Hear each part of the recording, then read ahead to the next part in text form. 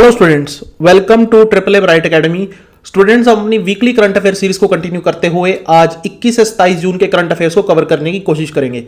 सभी important points को cover किया जाएगा जो कि एग्जाम पॉइंट ऑफ व्यू से रेलिवेंट है। अगर आप हमसे जुड़े रहना चाहते हैं, do subscribe our channel and press the bell icon. तो स्टार्ट करते हैं आज के लेक्चर को। और स्टूडेंट्स, जो भी क्वेश्चन मैं पूछूं प्लीज आप ट्राई कीजिएगा कि कमेंट सेक्शन में आप उनका रिप्लाई कर पाएं। ओके, तो स्टार्ट करते हैं पहली न्यूज के साथ और सभी इंपॉर्टेंट पॉइंट्स को चेक करते हैं। तो फ्रांस ने, स्टूडेंट, एक अच्छी खबर, फ्रांस ने इंडिया का जो कोविड-19 को लेकर जो रिस्पॉन्स चल रहा है, जो वेलफेयर स्कीम चल रही है, उसमें हेल्प करने के लिए 200 मिलियन यूरोस देने का फैसला किया है।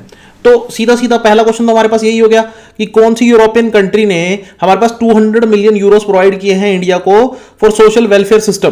तो दैट इज फ्रांस। ओके, और आपको स्टूडेंट ये पता होना चाहिए कि सोशल वेलफेयर के लिए सेंट्रल गवर्नमेंट का कौन सी स्कीम, कौन सा प्लान चल रहा है, तो वो है प्रधानमंत्री गरीब कल्याण योजना। अब प्रधानमंत्री गरीब कल्याण योजना के तहत क्या क्या किया जाएगा, कुछ मेन पॉइंट्स हैं, आप नोट डाउन करना चाहें तो नोट डाउन कर सकते हैं। पहला पॉइंट क्या है कि 5 किलो अनाज दिया जाएगा, चाहे वो व्हीट हो या राइस हो, वो पर्सन के अकॉर्डिंग 5 किलो अनाज और साथ में 1 किलो दाल 80 करोड़ लोगों को प्रोवाइड की जाएगी for 80 crore people for the next 3 months, अगले 3 महीनों के लिए।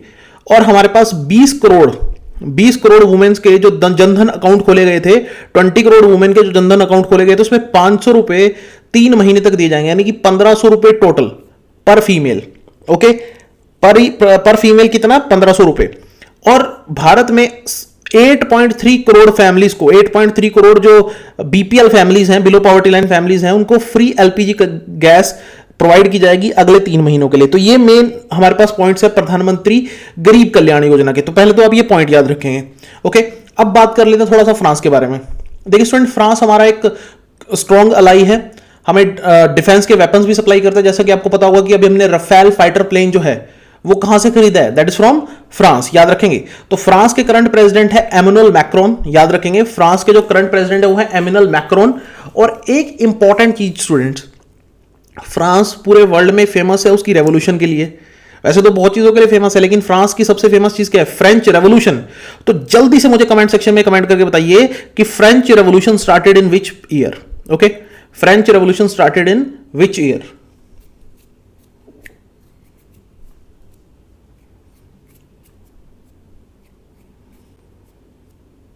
ओके, करेक्ट आंसर देख लेते हैं। करेक्ट आंसर है स्टूडेंट 1789 एडी में हमारे पास फ्रेंच रेवोल्यूशन स्टार्ट होती है, याद रखेंगे, इंपॉर्टेंट क्वेश्चन है।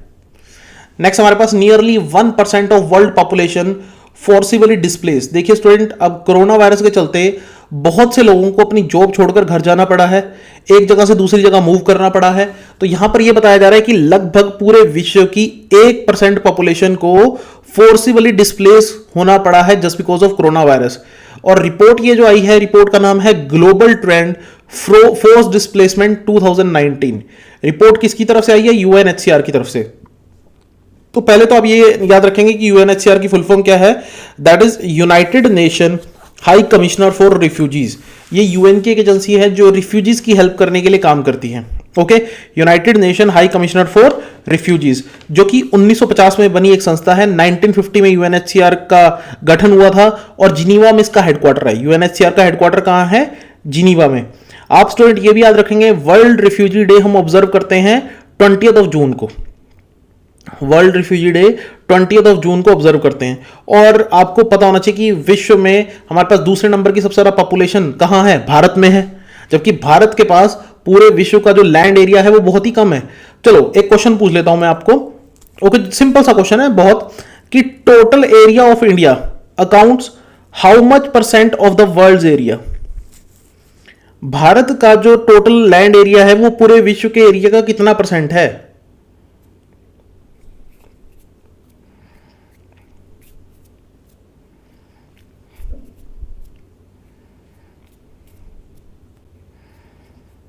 ओके, देखिए याद रखेंगे student, total area of India accounts 2.4% of the world area. India का जो एरिया है वो लगभग पूरे विश्व के एरिया का 2.4% है, और जबकि पॉपुलेशन भारत की पूरे विश्व की 17 से 18% है। तो बहुत ज्यादा हमारे पास प्रेशर है रिसोर्सेज के ऊपर। ये बात कहीं ना कहीं समझने वाली और याद रखने वाली बात है। ओके, नेक्स्ट न्यूज की तरफ चलते हैं। First online auto retail financing click to buy platform. देखिए स्टूडेंट, Hyundai मोटर्स और HDFC बैंक ने हाथ मिलाया है ताकि वो क्या कर सकें, हमारे पास लोन प्रोवाइड कर सके कस्टमर्स को, किसके लिए, जो ऑटोमोबाइल्स हैं उनको बाय करने के लिए। देखिए ऑटोमोबाइल सेक्टर जो है भारत का एक बहुत बड़ा सेक्टर है जो कि यहां पर करोड़ों लोगों को रोजगार प्रोवाइड करता है, लेकिन पिछले कुछ टाइम से ऑटो सेक्टर में हमारे पास स्लो डाउन देखने को मिल रहा है और कोरोना वायरस ने इसको और ज्यादा वर्स बना दिया और ज्यादा खतरनाक बना दिया। ओके, सो पहले तो Hyundai के बारे में आपको बता दूं। Hyundai जो है उसका हेडक्वार्टर कहां है, सियोल साउथ कोरिया। तो Hyundai जो है साउथ कोरिया की कंपनी है, पता होना चाहिए आप लोगों को। हेडक्वार्टर कहां है, Seoul south Korea.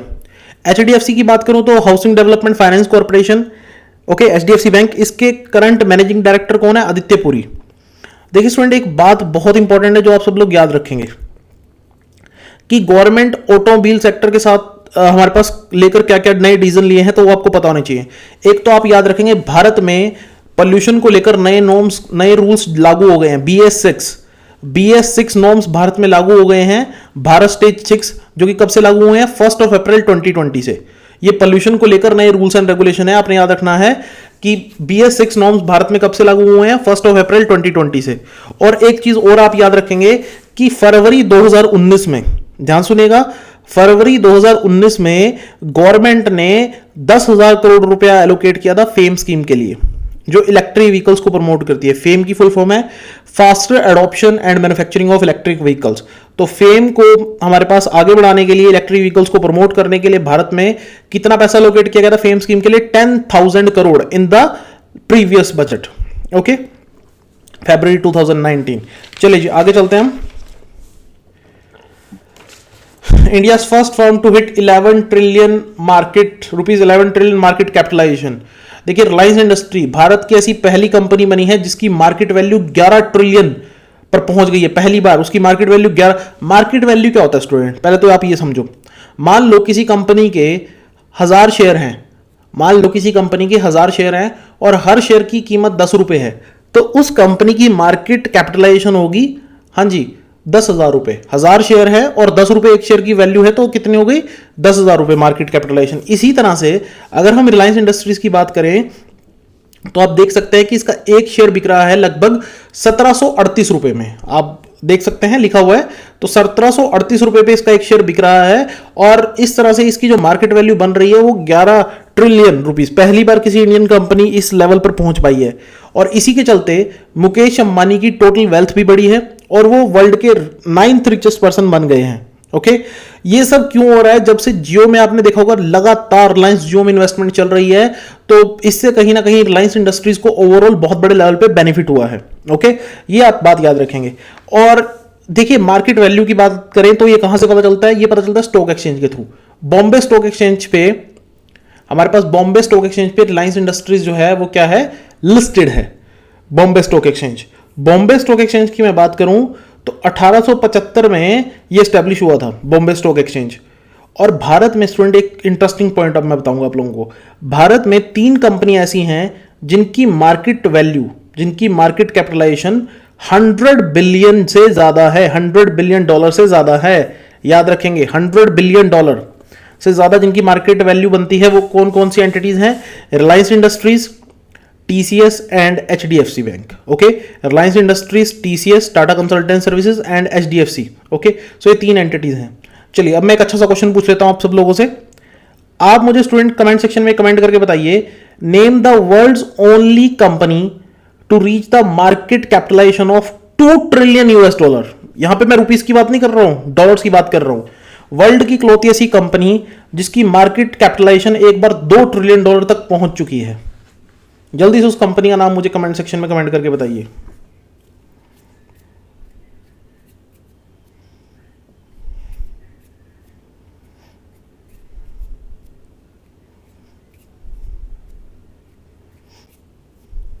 Okay students, company का नाम है, सऊदी की कंपनी है अरामको, सऊदी की कंपनी है, सऊदी अरेबिया की कंपनी है अरामको, ARAMCO। अरामको इस समय सबसे ज्यादा मार्केट कैपिटलाइजेशन रखती है, सबसे ज्यादा मार्केट कैपिटलाइजेशन अगर किसी कंपनी की है तो वो है सऊदी अरामको की। ये बात याद रखने वाली है क्योंकि राइट नाउ अभी कुछ टाइम पहले इसका IPO हुआ था और तब से ये वर्ल्ड की बड़ी कंपनीज में से एक बनकर उभरी है।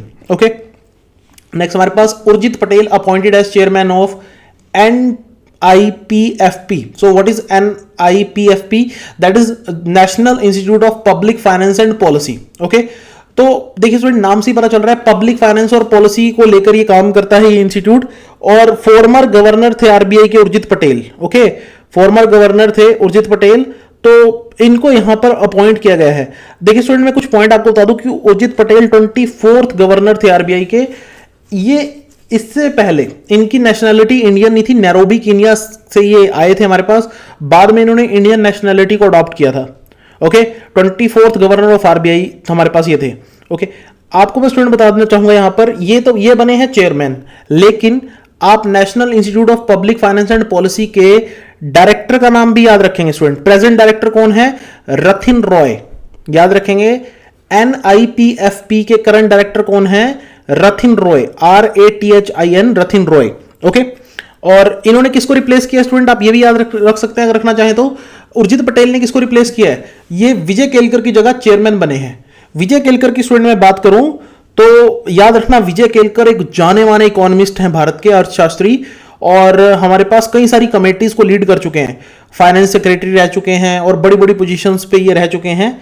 और 2015 में विजय केलकर को लेकर एक इंपॉर्टेंट कमेटी बनी थी, आप उसका नाम नोट डाउन कर सकते हैं। 2015 में विजय केलकर को लेकर एक बहुत इंपॉर्टेंट कमेटी बनी थी। कमेटी का नाम था Vijay Kelkar committee on PPP model. Vijay Kelkar committee on PPP model. PPP क्या होता है? Public private partnership model. तो पब्लिक प्राइवेट पार्टनरशिप मॉडल को लेकर हमारे पास एक कमेटी बनाई गई थी कि भारत में हमारे पास पब्लिक प्राइवेट पार्टनरशिप को कैसे प्रमोट किया जाए। तो उसको लेकर कमेटी कौन सी बनी थी? विजय केलकर कमेटी। ओके, चलिए, मैंने बताया कि विजय केलकर इससे पहले फाइनेंस सेक्रेटरी भी रह चुके हैं, जो कि बहुत इंपॉर्टेंट पोजीशन होती है। एक क्वेश्चन पूछ लेता हूं आप लोगों से, who is the current finance secretary to the government of India? हाँ जी, भारत के करंट वित्त सचिव कौन है? Finance secretary to the government of India.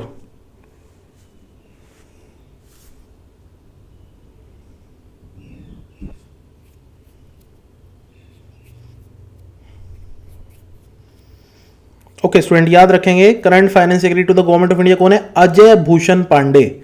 Ajay Bhushan Pandey is the current finance secretary to the government of India.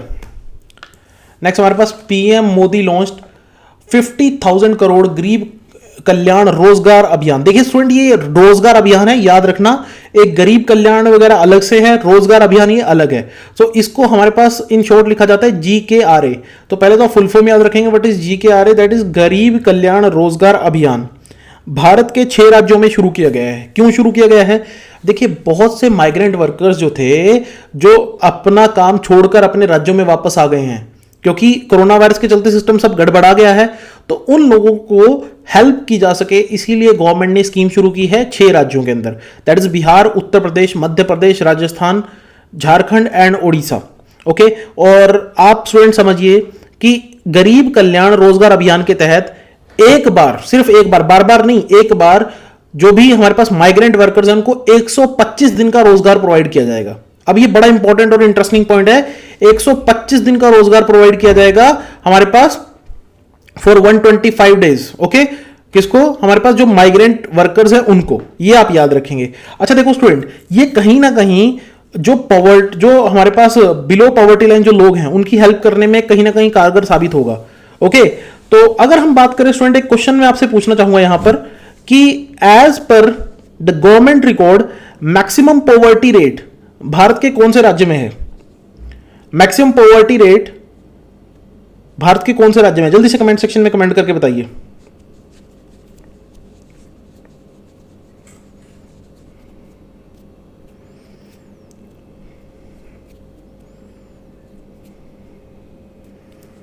Okay student, याद रखेंगे, मैक्सिमम पॉवर्टी रेट जो है भारत के छत्तीसगढ़ राज्य में है। छत्तीसगढ़ में लगभग 39.93% जो लोग हैं वो बिलो पॉवर्टी लाइन है। मतलब कि पॉवर्टी का लेवल एक्सट्रीम हाई है छत्तीसगढ़ में। सबसे लोएस्ट कहां है? हमारे पास मिनिमम पॉवर्टी रेट, गरीबी दर हमारे पास मिनिमम कहां है? गोवा में। मैक्सिमम कहां है? छत्तीसगढ़ में। और देखो स्टूडेंट, एक बात और समझो, मनरेगा जो स्कीम है Mahatma Gandhi national rural employment guarantee act, वो हमेशा के लिए है। वो हमारे पास ऐसा नहीं है कि वन टाइम है, वो आपको हर साल 100 दिन के रोजगार की गारंटी प्रोवाइड करती है और ये स्कीम हमारे पास 2006 से चलती आ रही है। और आपको मैं स्टूडेंट एक पॉइंट और बताना चाहूंगा, आप नोट डाउन कर सकते हैं कि जो हमारे पास लास्ट बजट आया था अभी 2020 में, फरवरी 2020 में, उसमें मनरेगा के लिए कितना फंड एलोकेट किया गया था वो आप नोट डाउन कर सकते हैं। मनरेगा के लिए फंड एलोकेट किया गया था 61,500 crore rupees, 61,500 crore rupees allocated for MNREGA, Mahatma Gandhi national rural employment guarantee act. Okay, चलिए जी आगे चलते हैं। 2020 peace prize of the German book trade. देखिए जर्मन बुक ट्रेड हमारे पास एक एसोसिएशन है, एक ग्रुप है जर्मन बुक ट्रेड, उसने 2020 का पीस प्राइज किसको दिया है? अमर्त्य सेन को। अमर्त्य सेन एक इंडियन ओरिजिन के पर्सन हैं जो कि प्रेजेंटली हार्वर्ड यूनिवर्सिटी यूएसए में टीच करते हैं। देखिए अमर्त्य सेन एक बहुत ही फेमस हमारे पास पर्सनालिटी है। क्यों? क्योंकि इनको 1998 में नोबेल प्राइज भी मिल चुका है इकोनॉमिक्स में। इकोनॉमिक्स के एक बहुत बड़े जानकार माने जाते हैं थ्रू आउट द वर्ल्ड और 1998 में इनको इकोनॉमिक्स में नोबेल प्राइज भी मिल चुका है। अब जो चीज मैं आपको यहां पे बताना चाहूंगा वो आप ध्यान से सुनिएगा। देखिए नोबेल प्राइज हमारे पास 1901 से दिए जा रहे हैं, 1901 से नोबेल प्राइज दिए जा रहे हैं, लेकिन इकोनॉमिक्स का नोबेल प्राइज बाद में शुरू हुआ। सिर्फ एक नोबेल प्राइज ऐसा है जो बाद में शुरू हुआ, वो है नोबेल प्राइज इन इकोनॉमिक्स। ध्यान से सुनिएगा मेरी बात। नोबेल प्राइज इन इकोनॉमिक्स शुरू हुआ 1969 में। जी हाँ, याद रखेंगे, नोबेल प्राइज इन इकोनॉमिक्स कब शुरू हुआ? 1969 में। ओके, और नोबेल प्राइज इन इकोनॉमिक्स के लिए पर्सन को सिलेक्ट कौन करता है? That is Sweden central bank, Sweden का सेंट्रल बैंक जिसका नाम है सेवर्जिस रिक्स बैंक। सेवर्जिस रिक्स बैंक स्वीडन का सेंट्रल बैंक है जो सिलेक्ट करता है हमारे पास कि नोबेल प्राइज इन इकोनॉमिक्स किसको मिलेगा। 1969 से अवार्ड मिल रहा है। ओके, अब मैं क्वेश्चन पूछूंगा जो कि इकोनॉमिक्स से रिलेटेड है। आप मुझे स्टूडेंट कमेंट सेक्शन में कमेंट करके बताइए कि 2019 में नोबेल प्राइज इन इकोनॉमिक्स एक इंडियन को ही मिला है। आप उनका नाम जरा मुझे कमेंट सेक्शन में कमेंट करके बताइए। 2019 Nobel prize in economics goes to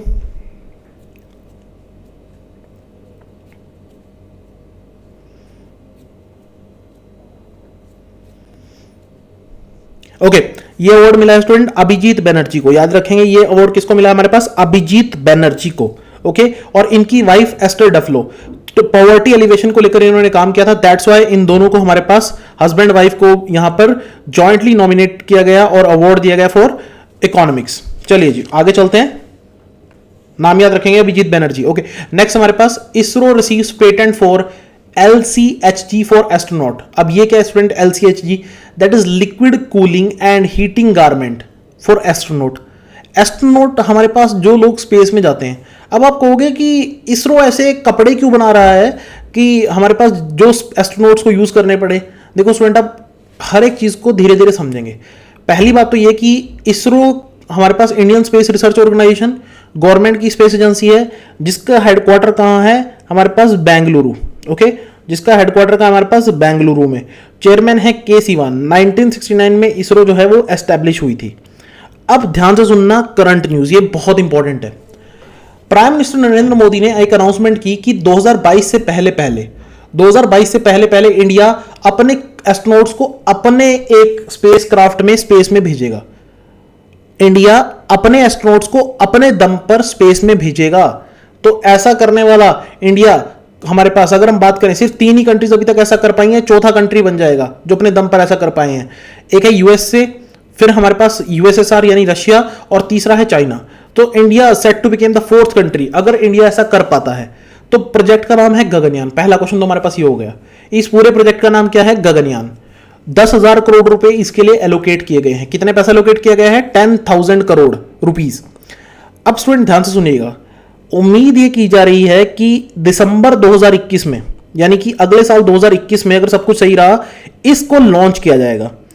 okay, दिसंबर 2021 में। 2022 से पहले मैंने बोला ना, तो दिसंबर 2021 में लॉन्च करने का प्लान है। और जिसके लिए GSLV Mark 3 रॉकेट का यूज किया जाएगा, जो कि सबसे हैवी लिफ्ट रॉकेट है हमारा GSLV Mark 3। ओके, अब आपको ये सारे पॉइंट्स याद रखने पड़ेंगे। मैं आपको फिर से रिपीट कर देता हूं कौन कौन से पॉइंट्स आपको याद रखने हैं। एक तो आपको प्रोजेक्ट का नाम याद रखना है गगनयान। दूसरा आपने ये याद रखना है 10,000 करोड़ रुपीस इसके लिए एलोकेट हुए हैं। नेक्स्ट पॉइंट जो आपने याद रखना है कि इसको लॉन्च करने के लिए कौन से रॉकेट का यूज किया जाएगा, वो है GSLV Mark 3। फिर हमारे पास इसरो के बारे में बेसिक चीजें याद रखना कि इसरो के चेयरमैन के Siwan, ISRO establish in 1969। Okay, चलिए अब एक अच्छा सा क्वेश्चन पूछता हूं मैं। अभी रिसेंटली इसरो ने क्या कहा कि जो हमारे एस्ट्रोनॉट स्पेस में जाएंगे उनकी हेल्प करने के लिए उनके साथ एक फीमेल रोबोट भी जाएगा। एक रोबोट है जिसको फीमेल हमारे पास स्ट्रक्चर में इन्होंने एक तरह से प्रेजेंट किया है। तो आप मुझे उस रोबोट का नाम बता दीजिए जरा जल्दी से, जो स्पेशली इसरो ने गगनयान मिशन के लिए डेवलप किया है। Name the robot specially developed for Gaganyaan mission.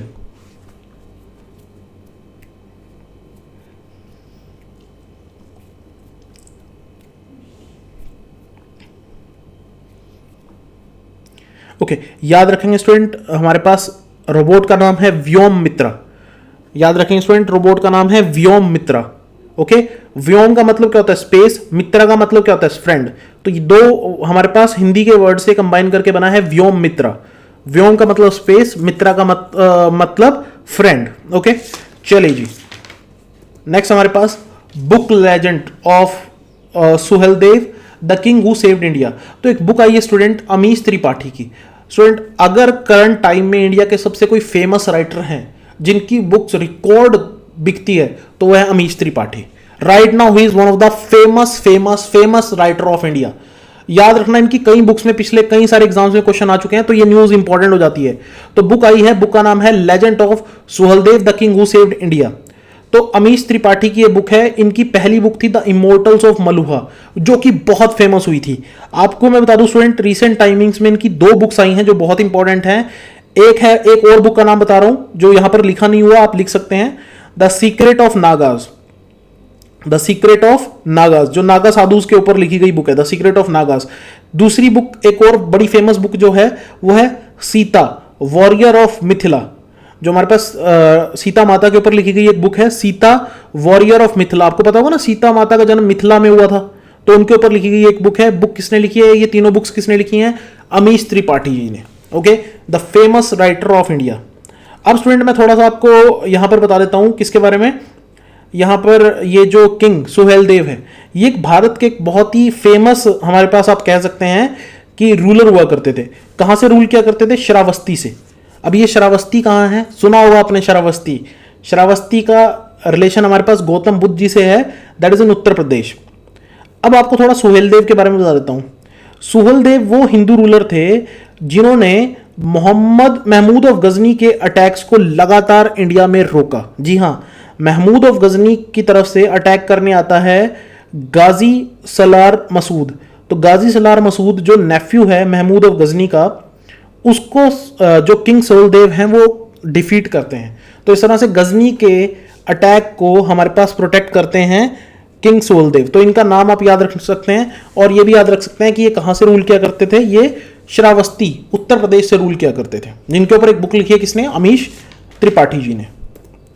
Next हमारे पास स्टूडेंट वर्ल्ड हाइड्रोग्राफिक डे 21 जून को ऑब्जर्व किया जाता है। याद रखना, हाइड्रोग्राफी क्या होता है कि हमारे पास जो वाटर के अंदर नेविगेशन वगैरह उसके बारे में इंफॉर्मेशन निकालना। ओके, नेक्स्ट हमारे पास अगर हम बात करें international day of yoga. International day of yoga की अगर मैं बात करूं तो ये आपको याद रखना, ये भी 21 जून को ऑब्जर्व किया जाता है। तो हमारे पास दो इंपॉर्टेंट डेज जो हैं 21 जून को। एंड इवन एक चीज और मैं बता दूं कि एक और डे 21 जून को ही ऑब्जर्व किया जाता है, दैट इज म्यूजिक डे। तो हमारे पास याद रखना hydrographic yoga music, hydrographic yoga music. तो आप इसे ऐसे याद रख सकते हैं HYM, hydrographic yoga and music, तीनों हमारे पास 21 जून को ऑब्जर्व किए जाते हैं। ओके, सो योगा की बात करें तो योगा तो इंडिया के कहने पर ही ऑब्जर्व किया जाता है ना 21 जून को, yoga day, international yoga day. चलो अब मुझे कमेंट सेक्शन में कमेंट करके बताओ, अभी एक और डे इंडिया के कहने पर इंट्रोड्यूस किया गया है इंडियन गवर्नमेंट की रिक्वेस्ट पर, that is international T day. चाय को लेकर international T day.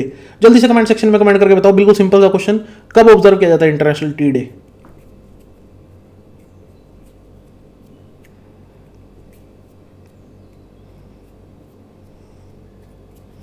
Okay, simple सा क्वेश्चन था, आंसर है 21 ऑफ मई। ओके, पिछले महीने गया है 21 ऑफ मई को ऑब्जर्व किया जाता है इंटरनेशनल टी डे। नेक्स्ट हमारे पास ₹3000 करोड़ एलोकेटेड, सॉरी इसमें थोड़ा स्पेलिंग मिस्टेक है, allocated for from PM cares. देखिए प्रधानमंत्री के फंड से हमारे पास क्या किया गया है, यहां पर जो पीएम केयर फंड है उससे 3,000 करोड़ रुपए एलोकेट किए गए हैं। किस किस के लिए वो समझ लीजिए। पहले तो आप ये समझिए कोरोना वायरस के टाइम पर एक नया फंड बनाया गया था जहां पर लोग दान वगैरह कर सकते थे। तो उस फंड का नाम क्या था, पीएम केयर्स। फुल फॉर्म देख लीजिए, citizen assistance and relief in emergency situation fund. Prime minister citizen assistant and relief in emergency situation fund, पहले तो फुल फॉर्म पता होनी चाहिए। तो इसमें से 3,000 करोड़ रुपए गवर्नमेंट ने निकाल दिए हैं। अब 3,000 करोड़ रुपए का यूज क्या होगा, 2,000 करोड़ तो यूज किए जाएंगे वेंटिलेटर्स के लिए, 2,000 करोड़ जो है वो वेंटिलेटर्स के लिए यूज किए जाएंगे, 1,000 करोड़ माइग्रेंट लेबर्स के वेलफेयर के लिए यूज किया जाएगा। जो हमारे पास प्रवासी मजदूर हैं उनके वेलफेयर के लिए यूज किया जाएगा। अब देखो स्टूडेंट, 2,000 करोड़ रुपए से यहां पर 50,000 मेड इन इंडिया वेंटिलेटर्स खरीदे जाएंगे। तो कहीं ना कहीं आप ये देख सकते हैं कि मेडिकल के क्षेत्र में सुधार होता दिखाई दे रहा है। 50,000 हमारे पास वेंटिलेटर्स खरीदे जा रहे हैं। अब ये वेंटिलेटर्स आपको बता दूं कि ज्यादातर कौन बनाएगा, इसमें से 30,000 वेंटिलेटर्स जो हैं वो अकेला बीईएल बनाएगा। बीईएल यानी भारत इलेक्ट्रॉनिक्स लिमिटेड। थोड़ा सा बीईएल के बारे में बता देता हूं, इसके बारे में आपको पता होना चाहिए। बीईएल स्टूडेंट गवर्नमेंट की एक कंपनी है जो कि 1954 से काम कर रही है भारत के लिए। बेंगलुरु में इसका हेडक्वार्टर है और इसके करंट एमडी है एमवी गौतम। ओके, मैं फिर से रिपीट कर देता हूं, बीईएल 1954 में एस्टेब्लिश हुई थी, बेंगलुरु में इसका हेडक्वार्टर है, इसके एमडी है एमवी गौतम। ओके, इसका काम क्या होता है, बेसिकली गवर्नमेंट के लिए रडार्स बनाना, वेपन्स बनाना। जैसे कि ईवीएम है, आपने सुना होगा इलेक्ट्रॉनिक वोटिंग मशीन, तो आपको यह भी पता होना चाहिए भारत में इलेक्ट्रॉनिक वोटिंग मशीन बनाने का काम कौन करता है, भारत इलेक्ट्रॉनिक्स लिमिटेड।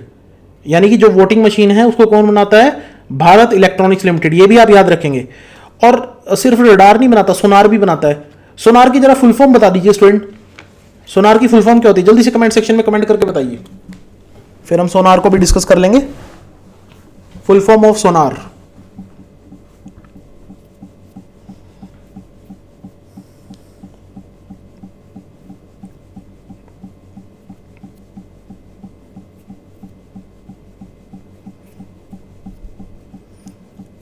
ओके याद रखेंगे स्टूडेंट, सोनार की फुल फॉर्म होती है sound navigation and ranging. Sound navigation and ranging, sonar का यूज किया जाता है हमारे पास जो शिप्स होती हैं उनके अंदर, जो हमारे पास समुद्री जहाज होते हैं उनके अंदर, ताकि कोई सबमरीन अगर उनका पीछा कर रही है जहाज का तो उसके बारे में पता लगाया जा सके। अंडर वाटर सोनार का यूज किया जाता है जनरली। ओके, पानी के अंदर सोनार का यूज किया जाता है, जैसे हवा में रडार का यूज किया जाता है। ओके, चलिए जी आगे चलते हैं। 1000 डिस्ट्रिक्ट्स लेवल खेलो इंडिया सेंटर, देखिए 1000 डिस्ट्रिक्ट लेवल खेलो इंडिया सेंटर बनाए जाएंगे। अब इन देखिए खेलो इंडिया सेंटर्स का मेन ऑब्जेक्टिव क्या है कि जो फॉर्मर चैंपियंस है, जो पहले हमारे पास स्पोर्ट्स में इन्वॉल्व थे, उन चैंपियंस को हमारे पास इन्वॉल्व किया जाए ताकि भारत में स्पोर्ट्स को बढ़ावा मिल सके और अल्टीमेटली हम मेडल ला सकें ओलंपिक जैसे खेलों में। ओलंपिक में आपको पता ना इंडिया के मेडल्स ही नहीं आते, इसीलिए हमारे पास स्टूडेंट एक प्रोग्राम चल रहा है सेंट्रल गवर्नमेंट का। प्रोग्राम का नाम याद रखेंगे टॉप्स, TOPS। सेंट्रल गवर्नमेंट का एक प्रोग्राम चल रहा है टॉप्स नाम से, TOPS। टॉप्स की फुल फॉर्म याद रखेंगे, that is target Olympic podium scheme. जी हाँ, स्कीम की फुल फॉर्म याद रखेंगे टॉप्स की, target Olympic podium scheme. Okay, और हमारे करंट मिनिस्टर कौन है, यूथ अफेयर्स एंड स्पोर्ट्स के मिनिस्टर कौन है, स्पोर्ट्स के मिनिस्टर हमारे पास है किरण रिजिजू। ये आप स्क्रीन पर उनकी पिक्चर भी देख सकते हैं, किरण रिजिजू। नेक्स्ट हमारे पास स्टूडेंट एक इंटरेस्टिंग न्यूज जो कि पता होनी चाहिए आपको एग्जामिनेशन पॉइंट ऑफ व्यू से। देखिए हमारे पास चाइना ने हमारे पास एक लास्ट सैटेलाइट लॉन्च की है, बाइडू नेविगेशन सैटेलाइट सिस्टम की। अब ये क्या है स्टूडेंट, देखो स्टूडेंट एक बात जरा ध्यान समझो, आप गूगल मैप्स का यूज करते हो, आप हमारे पास ओला उबर से राइड बुक करते हो, जोमेटो से खाना ऑर्डर करते हो, तो आप देख पाते हो कि पर्सन अभी कहाँ है, आप लोकेशन किसी भी पर्सन की देख पाते हो। तो किसकी हेल्प से होता है, जीपीएस की हेल्प से। अब ये जीपीएस क्या है, ये ग्लोबल पोजिशनिंग सिस्टम, एक नेविगेशन सिस्टम है जो किसने बनाया है, यूएसए ने। तो पूरे वर्ल्ड में ज्यादातर कंट्रीज जो हैं वो जीपीएस का यूज करती हैं, लेकिन चाइना जो था वो चाहता था कि उसका खुद का एक नेविगेशन सिस्टम हो ताकि उसे जरूरत पड़ने पर वो डिफेंस के लिए भी यूज कर सके। ओके, लड़ाई वगैरह में भी उसका यूज किया जा सके। तो उसने अपना खुद का नेविगेशन सिस्टम बनाया है जिसका नाम है बाइडू नेविगेशन सिस्टम। याद रखेंगे, Baidu navigation system, okay, BDS। और इवन आपको बता दूं इसके लिए 30 सैटेलाइट्स लॉन्च किए गए हैं जो कि इंपॉर्टेंट है, याद रखेंगे 30 सैटेलाइट इसके लिए हमारे पास लॉन्च किए गए हैं। अब आपको मैं स्टूडेंट एक चीज और बताना चाहूंगा कि ये एक तरह से राइवल है। राइवल का मतलब एक तरह से सामने खड़ा किया गया है किसके, जीपीएस के। जीपीएस जो है वो यूएसए का सिस्टम है, और याद रखेंगे बीडीएस किसका सिस्टम है, बीडीएस है चाइना का सिस्टम। ओके, चलिए अगर हम बात करें कि इंडिया भी अपना कोई नेविगेशन सिस्टम बना रहा है, जी हाँ, इंडिया अपना खुद का एक नेविगेशन सिस्टम बना रहा है जिसका नाम है नाविक। ओके, इंडिया का जो नेविगेशन सिस्टम है, जो इंडिया भी जिसके ऊपर अभी काम कर रहा है भारत, उसका नाम है नाविक। नाविक की फुल फॉर्म याद रखेंगे, navigation with Indian conciliation. Full form याद रखेंगे नाविक की, नेविगेशन विद इंडियन कॉन्सिलेशन। तो मैंने आपको 3 कंट्रीज के नेविगेशन सिस्टम के बारे में बताया। यूएसए के नेविगेशन सिस्टम का नाम है GPS, global positioning system. China के नेविगेशन सिस्टम का नाम है हमारे पास Baidu. Okay, Baidu navigation system. Okay, और इंडिया के नेविगेशन सिस्टम का नाम है नाविक। चलो आप मुझे कमेंट सेक्शन में स्टूडेंट कमेंट करके बताओ कि रशिया के नेविगेशन सिस्टम का नाम क्या है। रशिया के नेविगेशन सिस्टम का नाम क्या है, जल्दी से कमेंट सेक्शन में कमेंट करके बताओ।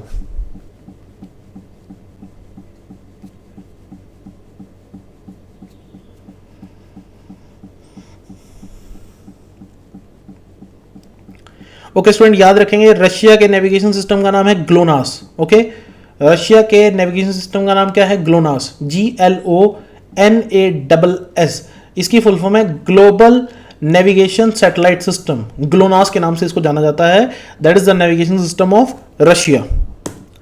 नेक्स्ट हमारे पास international Olympic day 2020। So international Olympic day कब ऑब्जर्व किया जाता है, याद रखेंगे हर साल ऑब्जर्व किया जाता है हमारे पास 23 जून को। ओके, और united nation public service day भी कब ऑब्जर्व किया जाता है, 23 जून को। So united nation public service day और इंटरनेशनल ओलंपिक डे दोनों 23 जून को ऑब्जर्व किए जाते हैं।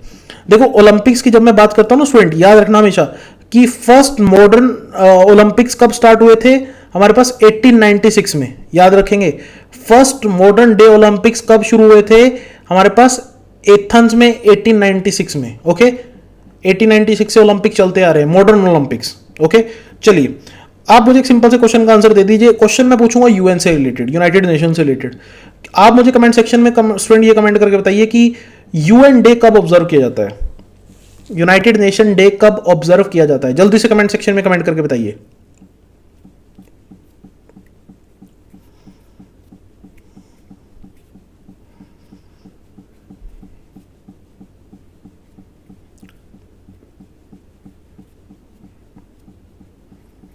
ओके, याद रखेंगे स्टूडेंट 24 अक्टूबर को ऑब्जर्व किया जाता है UN day, United nation day.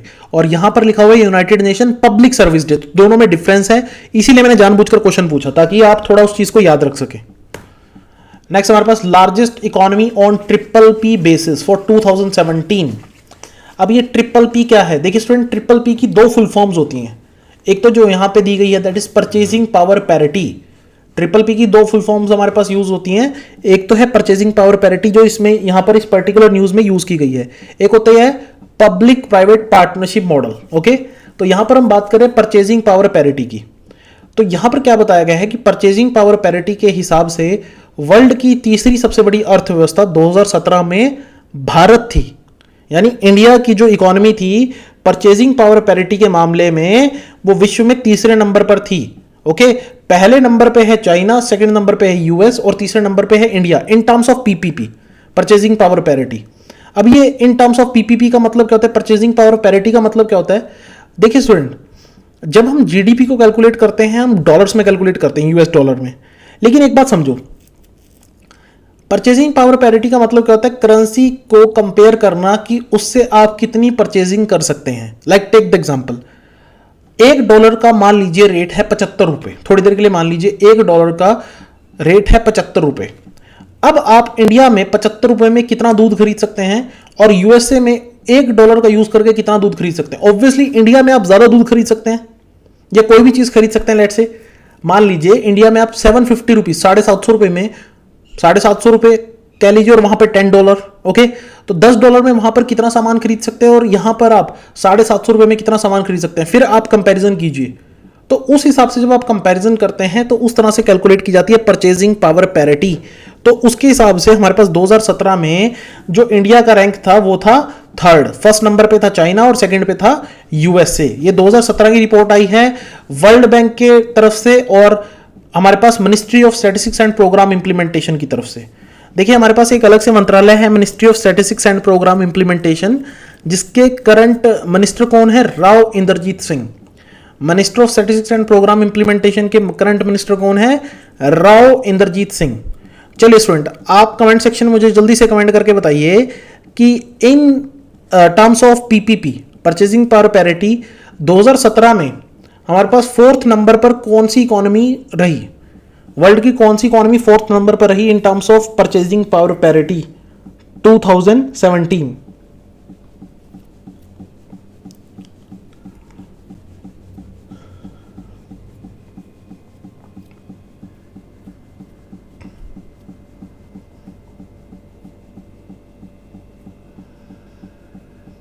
Okay, याद रखेंगे 4th नंबर पर हमारे पास कौन सी कंट्री रही? वो है जापान। 4th नंबर पे कौन सी कंट्री रही? वो है जापान।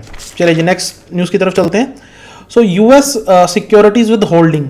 अब ये यूएस सिक्योरिटी क्या है? देखिए स्टूडेंट, हमारे पास जैसे आप लोग इन्वेस्टमेंट करते हैं, आप लोग डिफरेंट जगहों पे इन्वेस्टमेंट करते हैं, तो इस तरह से हमारी गवर्नमेंट भी इन्वेस्टमेंट करती है। इन्वेस्टमेंट कैसे करती है? वो हमारे पास यूएस गवर्नमेंट की तरफ से, इंडियन गवर्नमेंट यूएस गवर्नमेंट की तरफ से इशू की हुई सिक्योरिटीज को खरीद लेती है। सिक्योरिटीज आप समझ लीजिए कि एक तरह से हमारे पास इन्वेस्टमेंट किया जाने वाला एक मैकेनिज्म होता है। ओके, सो इंडिया जो है वो 12वें नंबर पे है largest holder of US government securities, जिनकी वैल्यू बनती है $157.4 बिलियन। टॉप 3 कंट्रीज आप देख सकते हैं। फर्स्ट नंबर पे है जापान, जिसके पास अराउंड $1.2 ट्रिलियन की यूएस गवर्नमेंट सिक्योरिटीज है, बहुत बड़ा number, 1.26 trillion. China second number पे है और थर्ड नंबर पे है यूके। अब देख लीजिए कि चाइना और जापान कितने बड़े लेवल पर यूएस सिक्योरिटी होल्डिंग्स को रख के बैठे हैं। देखिए इनको बैक कौन करता है? याद रखना, इनको बैक प्रोवाइड की जाती है किसकी तरफ से? हमारे पास यहां पर यूएस के फेडरल बैंक की तरफ से। जैसे हमारे यहां इंडिया में आरबीआई है, तो वहां पर यूएस फेडरल रिजर्व है, उसकी तरफ से गारंटी ली जाती है यूएस सिक्योरिटीज की। ओके स्टूडेंट, यूएसए में आपको पता होगा इलेक्शन होने वाले हैं, है ना? और एक तरफ से तो हमारे पास कौन लड़ रहे हैं? Donald Trump. आप मुझे स्टूडेंट जल्दी से कमेंट सेक्शन में कमेंट करके बताइए कि डेमोक्रेटिक पार्टी की तरफ से हमारे पास इलेक्शन कौन लड़ने जा रहे हैं? Candidate from the democratic party in USA 2020 election.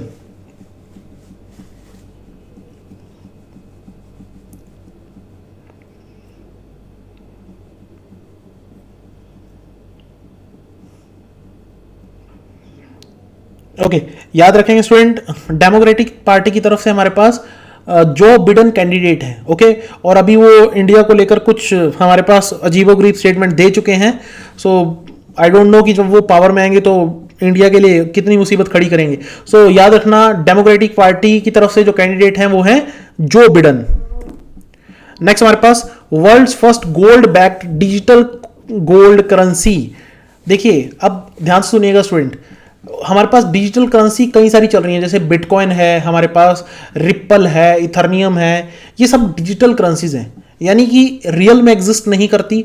इनकी एक अलग ही डिजिटल फॉर्मेट पे इनका यूज किया जाता है और कोई इनकी बैकअप इनका नहीं है, मतलब कि कोई गारंटी नहीं है, कल को इनकी वैल्यू जीरो भी हो सकती है। लेकिन पहली बार एक डिजिटल करेंसी ऐसी मार्केट में उतारी गई है जिसको हमारे पास गोल्ड से रिलेट कर दिया गया है। यानी कि अगर आपके पास, ध्यान से सुनिएगा स्टूडेंट, अगर आपके पास ये जो IBMC की तरफ से जो हमारे पास डिजिटल करेंसी लॉन्च हुई है, ओके, सो इसको अगर आप यूज करते हैं तो हमारे पास इसकी गोल्ड की एक तरह से बैकअप किया गया है।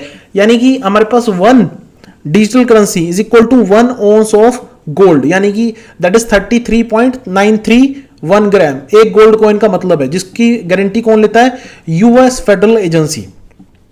ओके, यूएस फेडरल एजेंसी इसकी गारंटी लेती है। अब आप देखिए स्टूडेंट, ध्यान सुनिएगा, फिजिकल गोल्ड की जगह ये हमारे पास आप डिजिटली यूज कर सकते हो एनीवेयर इन द वर्ल्ड, क्योंकि एक तरह से आप ये समझ लीजिए गोल्ड चेन, गोल्ड के कॉइन ही हैं। ओके, ये गोल्ड के कॉइन ही हैं जिनको आप कभी भी हमारे पास यूज कर सकते हैं। इनका नाम क्या दिया गया है? नाम इनको दिया गया है USG, that is US gold dollar.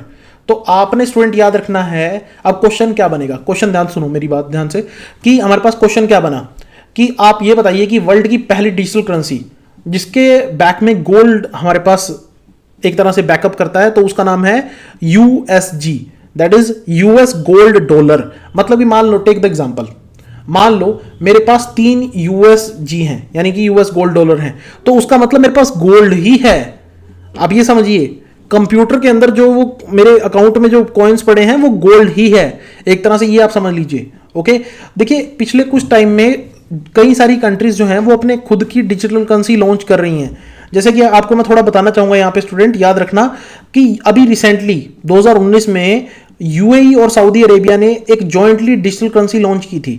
UAE और सऊदी अरेबिया ने एक जॉइंटली डिजिटल करेंसी लॉन्च की थी जिसका नाम था अबेर, ABER, अबेर। ओके, एक चीज और मैं बता दूं स्टूडेंट, हमारे पास अभी सुप्रीम कोर्ट का डिसीजन आया था कि इंडिया में जो डिजिटल करेंसी है वो कंप्लीटली लीगल डिक्लेयर कर दी गई है।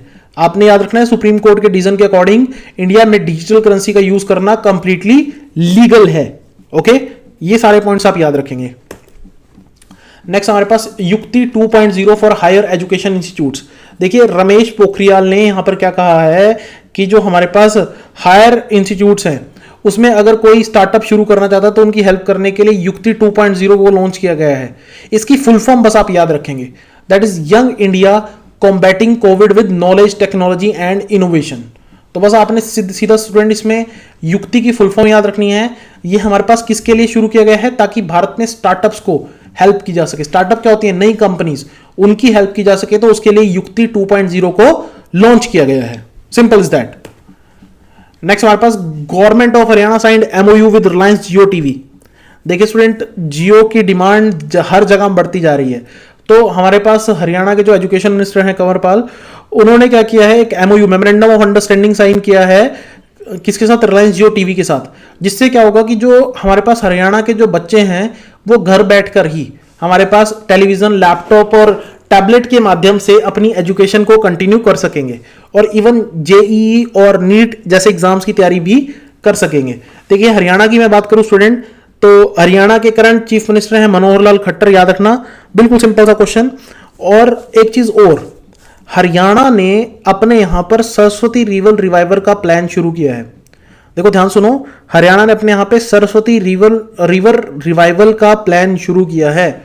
मतलब कि हरियाणा से एक टाइम पर सरस्वती रिवर भाग करती थी, अब सरस्वती रिवर नाम की कोई रिवर है नहीं, लेकिन हरियाणा गवर्नमेंट ने एक प्लान चलाया है जिसमें सरस्वती रिवर नाम से एक रिवर पूरे फिर से रिवाइव की जाएगी, फिर से एक तरह से पुनः जीवित की जाएगी। बात समझ आई स्टूडेंट्स? ओके, चलो जियो की अगर मैं बात करूं, बार बार हमारे पास जियो को लेकर अलग अलग पॉइंट्स हमें सुनने को मिलते हैं, देखने को मिलते हैं। आप मुझे स्टूडेंट कमेंट सेक्शन में जल्दी से कमेंट करके बताइए कि who is the current managing director of Reliance Jio. Reliance Jio के करंट मैनेजिंग डायरेक्टर कौन है?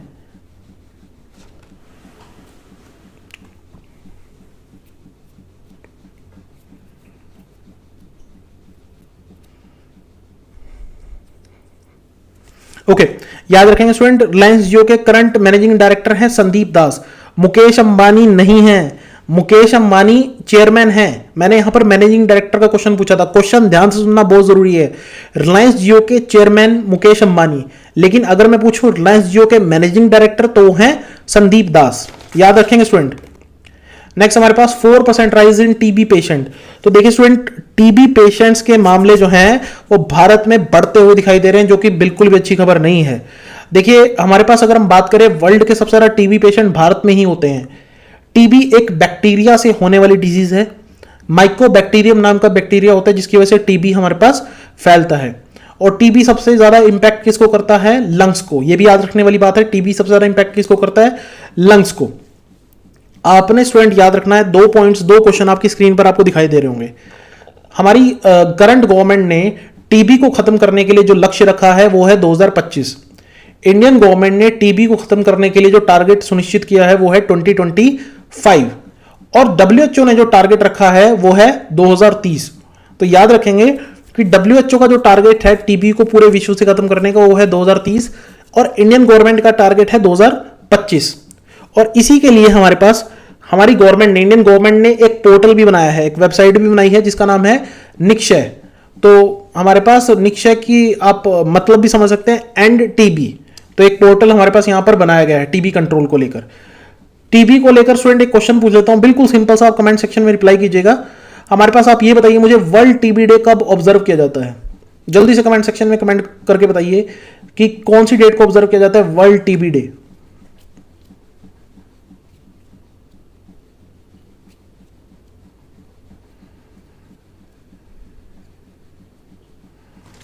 ओके याद रखेंगे स्टूडेंट, 24 ऑफ मार्च को ऑब्जर्व किया जाता है world TB day.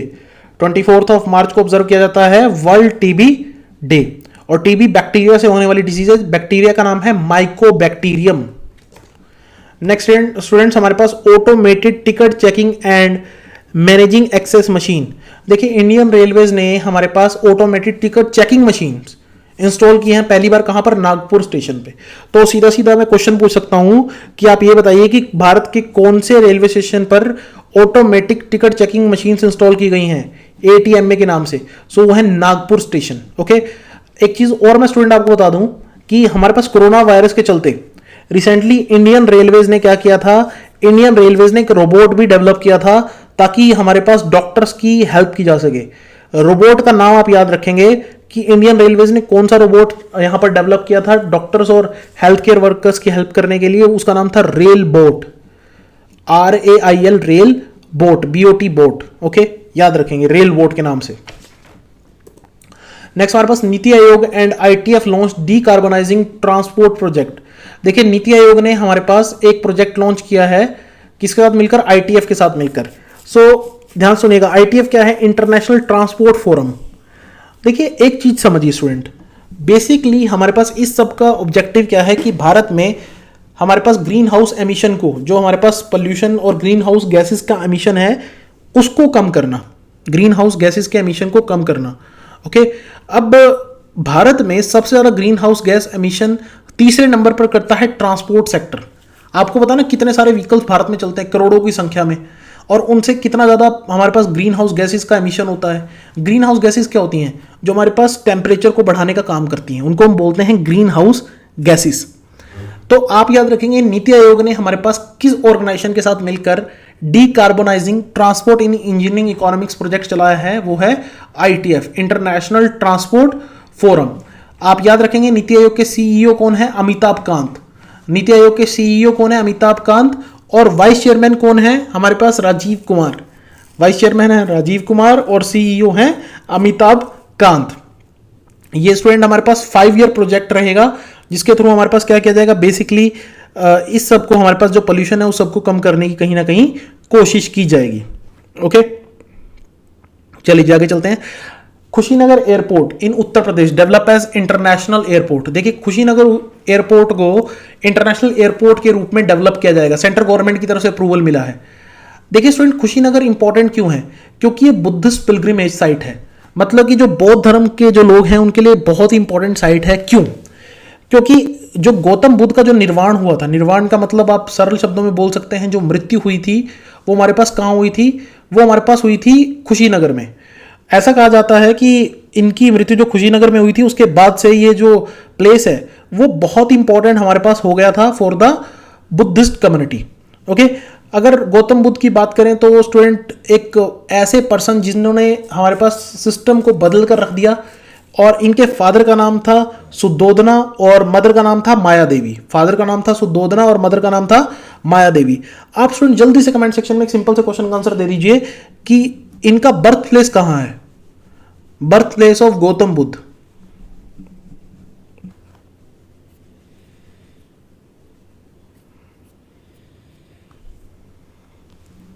Okay, correct answer देख लेते हैं। करेक्ट आंसर है हमारे पास, करेक्ट आंसर है लुम्बिनी। लुम्बिनी नेपाल में गौतम बुद्ध का जन्म हुआ था, याद रखेंगे।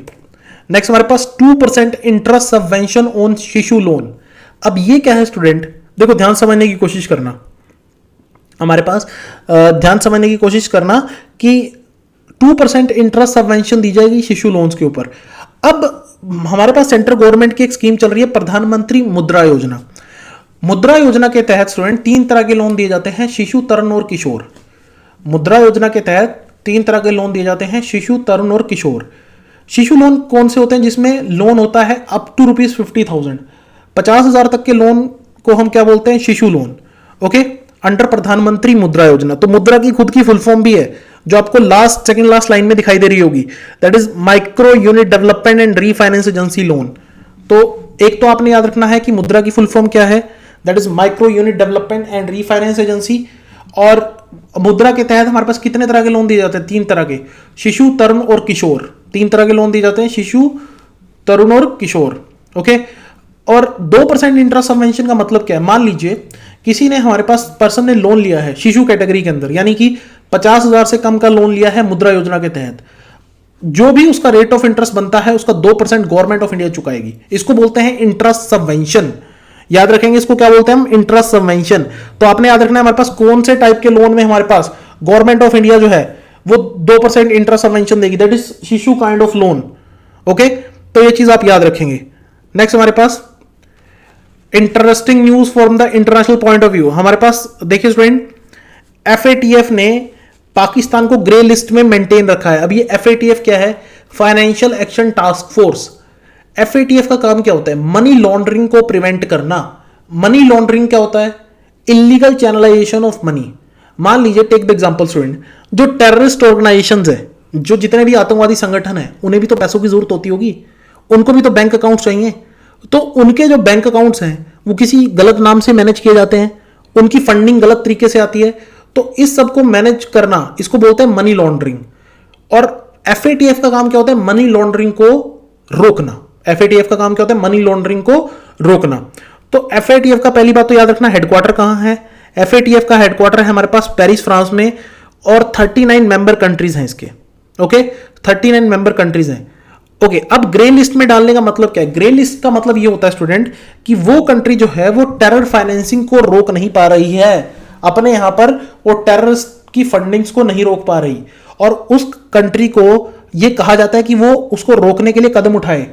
अब क्वेश्चन उठता है कि अगर कोई कंट्री फिर भी इस सब को रोकने से हमारे पास मना करती है या रोक नहीं पाती, फिर क्या होगा? तो उस कंट्री को ब्लैकलिस्ट कर दिया जाएगा। जी हां, फिर उस कंट्री को ब्लैकलिस्ट कर दिया जाएगा। अब आप पूछेंगे ब्लैकलिस्ट से क्या नुकसान होगा? तो ब्लैकलिस्ट से नुकसान ये होता है स्टूडेंट कि आपकी इंटरनेशनल फंडिंग जो दूसरी इंटरनेशनल संस्थाओं से है, जैसे वर्ल्ड बैंक, आईएमएफ से, वहां से आपकी फंडिंग जो है वो कहीं ना कहीं रुक जाएगी। तो इससे आपकी इकोनॉमी बहुत ज्यादा डिस्टर्ब होगी। आपने याद रखना है कि एफएटीएफ का 2020 में प्रेसिडेंसी किसके पास रहेगी? किस कंट्री के पास? वो है जर्मनी। ये भी आप आपकी स्क्रीन पर देख सकते हैं। ओके, चलिए, अगर आप में से किसी को पता, जल्दी से कमेंट सेक्शन में कमेंट करके बताइए कि एफएटीएफ ने 2 कंट्रीज को ब्लैकलिस्ट किया हुआ है।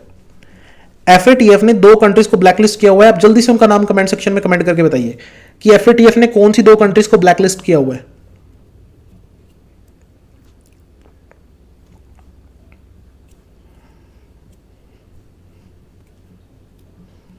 ओके, याद रखें स्टूडेंट, एफएटीएफ ने राइट नाउ 2 कंट्रीज को ब्लैकलिस्ट किया हुआ है। नोट डाउन कर लीजिए, जिन बच्चों को नहीं पता, वो है Iran and north Korea.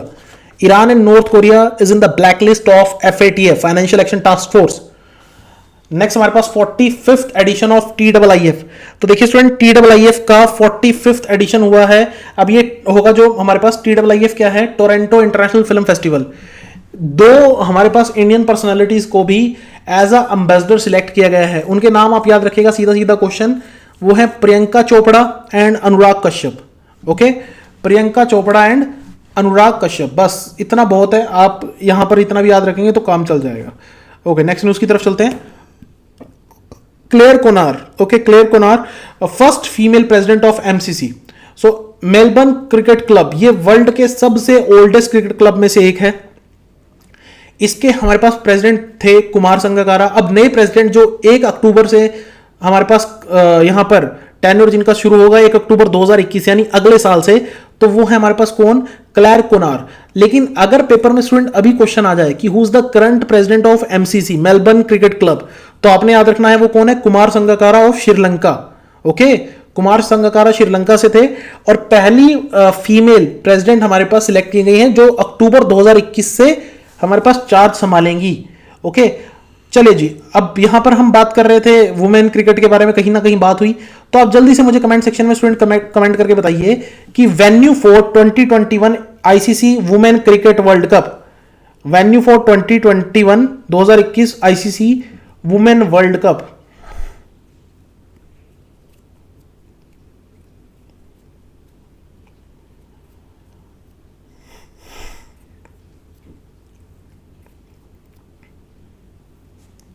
Okay, simple सा क्वेश्चन। 2021 का आईसीसी वुमेन वर्ल्ड कप कहां होगा? वो होगा न्यूजीलैंड में। जी हां, अगले साल 2021 में वुमेन्स वर्ल्ड कप होने जा रहा है क्रिकेट का, जो कि न्यूजीलैंड में होगा। नेक्स्ट हमारे पास e blood services app to order blood. देखिए हमारे पास एक जो हमारे पास हेल्थ मिनिस्टर हैं डॉक्टर हर्षवर्धन, उन्होंने एक ऐप लॉन्च की है ई ब्लड सर्विसेज। ये आपको पता होना चाहिए। देखो स्टूडेंट, कभी ना कभी आपके काम आ सकता है। यहां पर क्या है कि इमरजेंसी में ब्लड की जब रिक्वायरमेंट होगी तो यहां पर क्या है कि हमारे पास ये जो ऐप है हेल्प करेगी। इस ऐप को डेवलप किया है सीडेक ने। सीडेक यानी कि centre for development of advance computing. आपको स्टूडेंट मैं बता दूं, स्टूडेंट ध्यान से सुनिएगा कि हमारे पास ब्लड के अंदर जो ब्लड ग्रुप्स होते हैं वो किसने बताए थे? कार्ल लैंडस्टीनर ने। सबसे पहले किस व्यक्ति ने बताया था कि ब्लड ग्रुप एग्जिस्ट करते हैं, ए पॉजिटिव, बी पॉजिटिव, इस तरह से? तो वो थे कार्ल लैंडस्टीनर। और अगर मैं जब बात करता हूं सीडेक की, तो सीडेक 1988 में बनी एक ऑर्गेनाइजेशन है जिसका हेडक्वार्टर पुणे में है।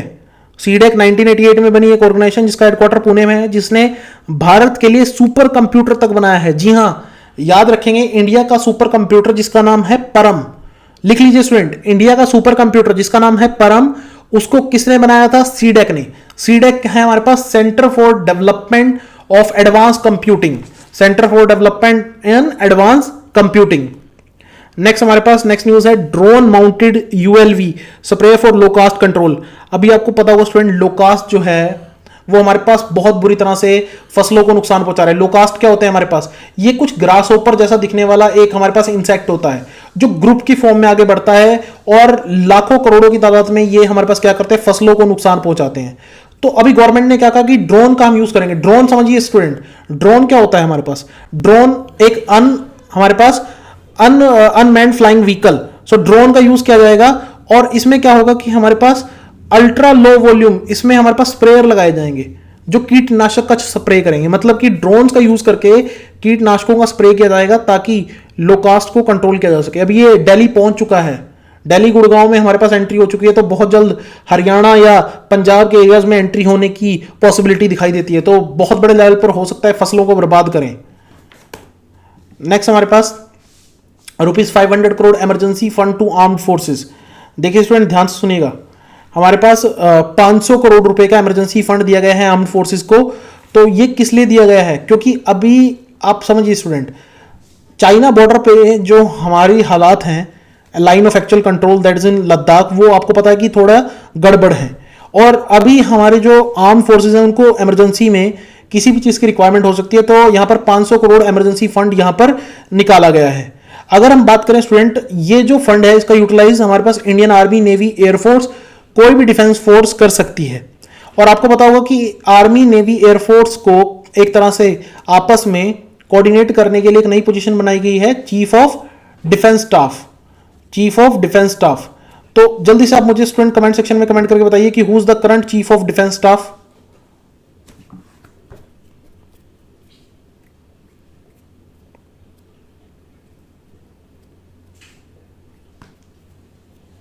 Okay, current chief of defence staff कौन है हमारे पास? बिपिन रावत। जी हां, याद रखेंगे, current chief of defence staff कौन है? Bipin Rawat.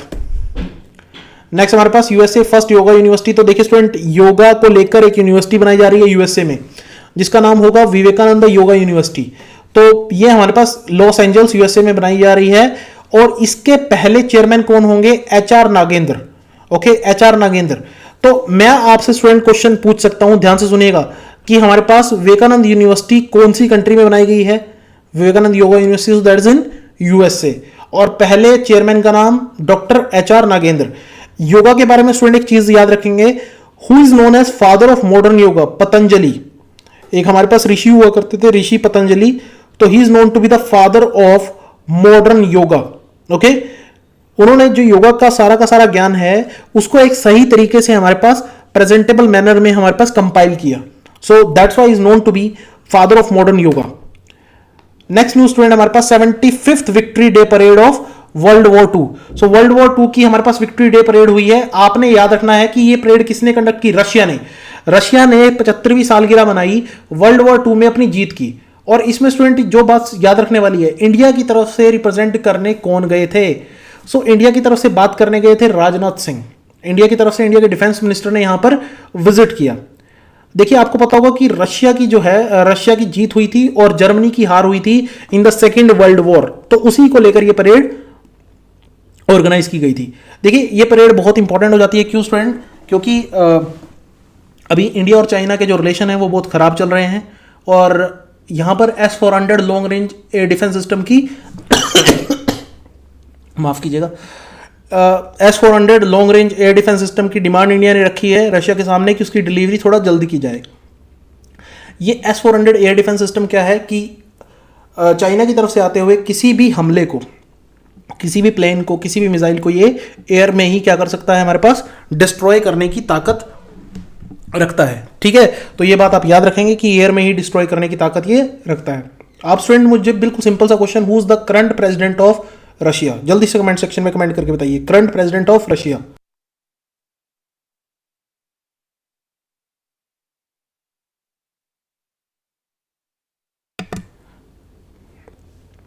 Okay, correct answer देख लेते हैं। करेक्ट आंसर है स्टूडेंट हमारे पास, सिंपल सा क्वेश्चन था बहुत, व्लादिमीर पुतिन।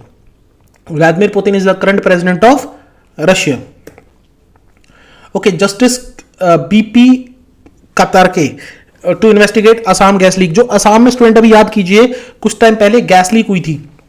ओके, कहां से? भगजन ऑयल फील्ड से। भगजन ऑयल फील्ड हमारे पास कहां है, याद रखेंगे, दैट इज इन असम। तो यहां पर जो गैस लीक हुई थी उसको लेकर एक कमेटी, एक हमारे पास ऑर्गेनाइजेशन, एक तरह से कमेटी बिठाई गई है जिसको लीड हमारे पास फॉर्मर जज करेंगे बीपी कातके। ओके, अब स्टूडेंट ध्यान सुनिएगा, इसका जो इंपैक्ट है वो किसके ऊपर देखने को मिला सबसे ज्यादा? दिब्रू सैखोवा नेशनल पार्क के ऊपर। तो आपने याद रखना है कि ये दिब्रू सैखोवा नेशनल पार्क कहां पर है, that is in the state of Assam. पहली बात तो आप ये याद रखेंगे। एनजीटी की मैं बात करूं स्टूडेंट, एनजीटी क्या है? National green tribunal. एनजीटी हमारे पास क्या है? National green tribunal. और ये क्या काम करती है? हमारे पास एनवायरमेंट की प्रोटेक्शन का काम करती है बॉडी। 2010 में इस बॉडी को एस्टेब्लिश किया गया था under article number 21। Article number 21 क्या बोलता है? Right to life. लेकिन जियोगे तो तब जब बाहर ऐसा एनवायरमेंट हो जहां पर आप सांस ले सको, जी सको, तो इसीलिए एनजीटी को 2010 में एस्टेब्लिश किया गया। तो आपने याद रखना है कि एक पूरी की पूरी कमेटी बनाई गई है एनजीटी के द्वारा असम गैस लीक को एक तरह से स्टडी करने के लिए, उसके ऊपर रिपोर्ट प्रिपेयर करने के लिए। जल्दी से स्टूडेंट आप कमेंट सेक्शन में मुझे ये बताइए कि एनजीटी के करंट चेयरमैन कौन है? Who is the current chairman of NGT, national green tribunal?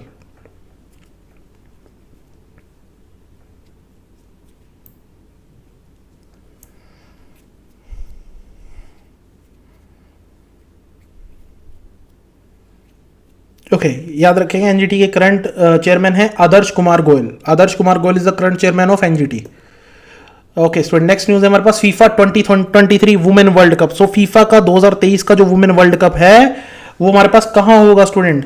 वो होगा हमारे पास ऑस्ट्रेलिया और न्यूजीलैंड में। ओके जी हाँ, याद रखेंगे 2023 में वुमेन का जो वर्ल्ड कप होना है फीफा वुमेन वर्ल्ड कप, वो कहां होगा? Australia and New Zealand.